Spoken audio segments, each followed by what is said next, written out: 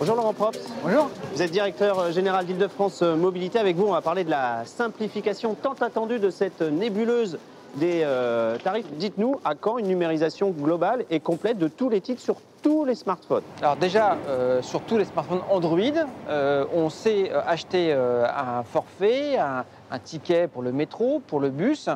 Ça va venir bientôt sur Apple. Donc, Mais ça, on nous dit ça depuis des années.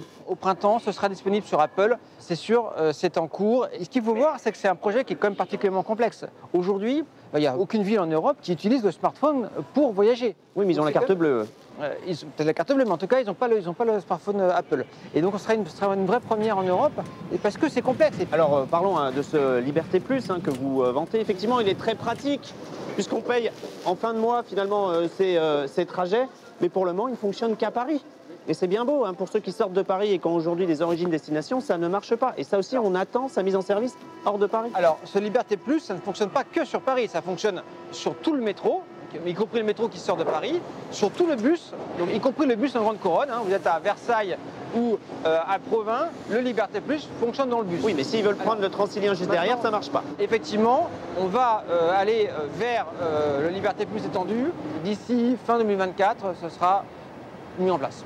Alors parlons à présent de la simplification des tarifs au-delà des supports. Donc c'est une info par ego. Vous réfléchissez donc à passer à un zonage comme il existe aujourd'hui à Londres avec des tickets zone 1, 3, 2, 4, 4, 5, etc. Donc terminer le ticket origine-destination, ça serait une vraie révolution à partir du moment où le Grand Paris Express arrive. Concrètement, où en êtes-vous de votre réflexion et sur quel calendrier? Aujourd'hui, les origines-destination, donc les billets de train et de RER, ça représente des milliers de tarifs. On a plus de 30 000 tarifs, c'est un chiffre absolument énorme. Et donc on veut simplifier, on discute avec les associations d'usagers, on discute avec les élus. C'est pareil, c'est un projet qui va aboutir dans les mois qui viennent. Du coup, concrètement, ça sera mis en place avant l'arrivée du Grand Paris Express? Oui, le projet, c'est bien de le mettre en place avant la mise en service de la ligne 15. Parce que ça arrive vite, c'est dans 2 ans maintenant. Oui, mais c'est prévu pour vraiment dans les mois qui viennent. Merci beaucoup Laurent Props d'être venu dans Parego. Voilà, j'espère que vous en savez un petit peu plus désormais sur cette nébuleuse des tarifs et des supports en Ile-de-France.